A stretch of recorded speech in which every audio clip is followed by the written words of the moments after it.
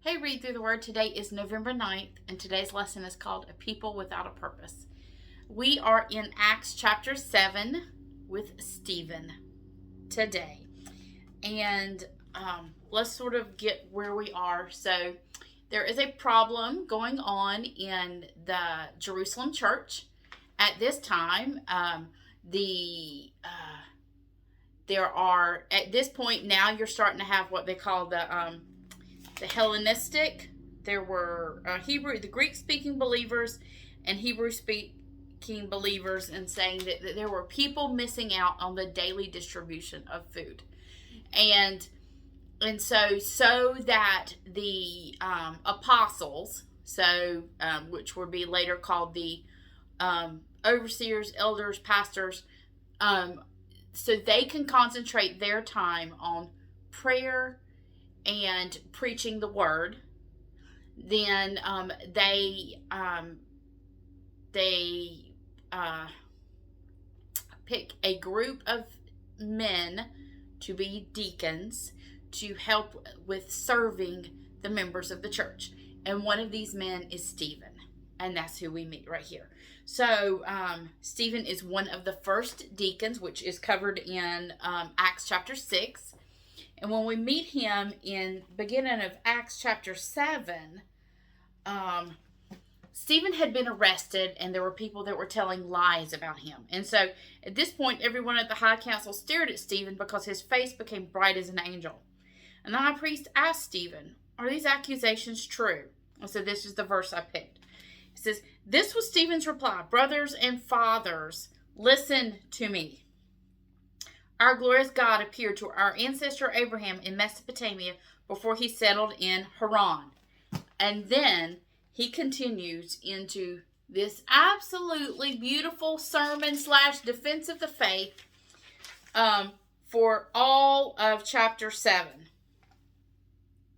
And so I want to talk about what Stephen is saying to this group. Because by the end of chapter 7, what Stephen says to them gets him killed. And he is stoned to death. So there's a few things that we need to talk about. The first is what Stephen says.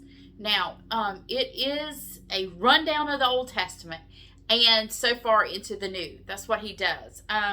So he preaches a sermon to remind the leaders of Israel of their purpose. So here we are, after Pentecost, the Jerusalem church is starting to grow, and we're starting to get these same groups of religious leaders that are worried about what's going on and their power, and they question Stephen.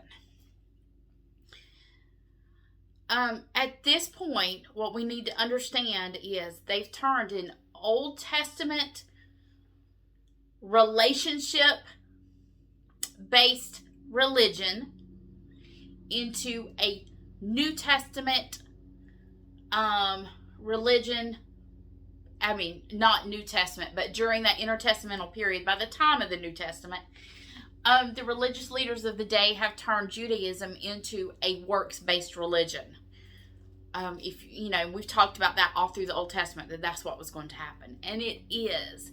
They have come to think of themselves as the people chosen by God, meaning nothing bad can happen to us.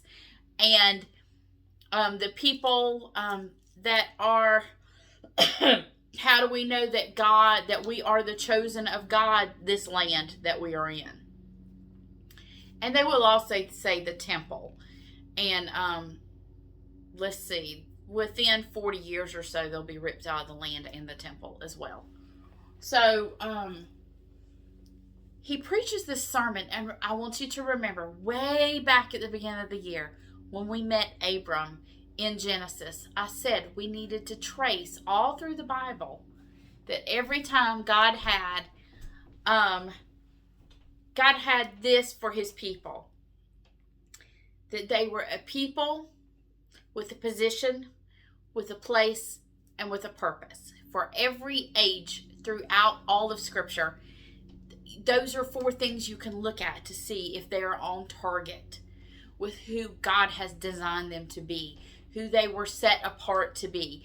And what Stephen's sermon does is Stephen says, you failed on all of this. And he proceeds to give an apologetic for the faith.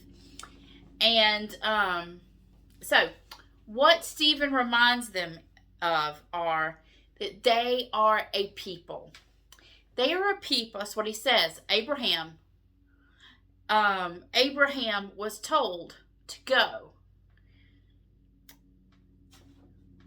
That God took Abram and made a people. And we've talked about that before. It's a question I get a lot. Why did God choose Israel? God made Israel. He took a man who had no children, who was too old to have children, and then made a nation from him. So God chooses and makes a people whereby his name will be made great throughout the world. They are a people set apart by God to point people to him. So as a people, they've forgotten who they are. They're not chosen by God because there's something special about them. They're chosen by God because there's something special about God, the God that did it. And they're a people and they're a position, and they have a position. They have the position as chosen by God for a purpose. They had been chosen for a purpose to make him known. They failed on that. They saw their purpose as God is supposed to give us everything we want. If we do X, he must do Y. That's a works-based religion. That's what God wanted, a relationship. The whole sacrificial system that was pointing to Jesus was also that that relationship could be mended. They fell on that. So they failed as being a people of God. They failed as remembering their position as chosen. And the next thing was a place. They were given a land where they could live out their purpose. They wanted the land for their reasons. That's why they wanted rid of Rome. That's what they thought Jesus was coming to do, so we could have our land.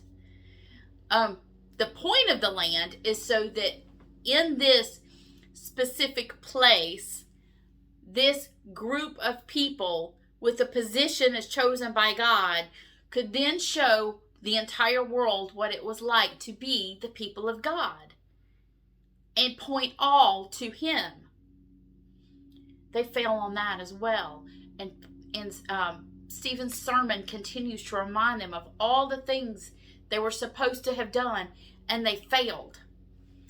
And then the purpose. Their purpose was part of that 4-fold purpose given to Abraham, that through them the whole world would be blessed. Well, that part's happened. Through them Jesus came, and he said, and you killed him. And so he's reminding them of who they are as a people, in a position, in a place, with a purpose. And he shows them how they failed at all of that. But Paul will later tell us in Romans that God will use this to bring in the Gentiles so that through the Gentiles the Jews might be saved. And we'll go through that when we get to the book of Romans. But this is this whole sermon that Stephen preaches. Now, they are convicted. It is one of these, they are so convicted and so mad and so angry that they push him out of the city, pick up stones and kill him. And you're like, didn't we just talk about this last week, that they didn't have the right to kill? That's why you see it talks about who does the killing and who stands by and holds coats. So you see Saul holding coats. You will see that none of the Sadducees and the Pharisees involved in the Sanhedrin are involved in the throwing of the rocks. It's all the others that have gathered. And so that they can say, our hands are clean. We didn't kill him.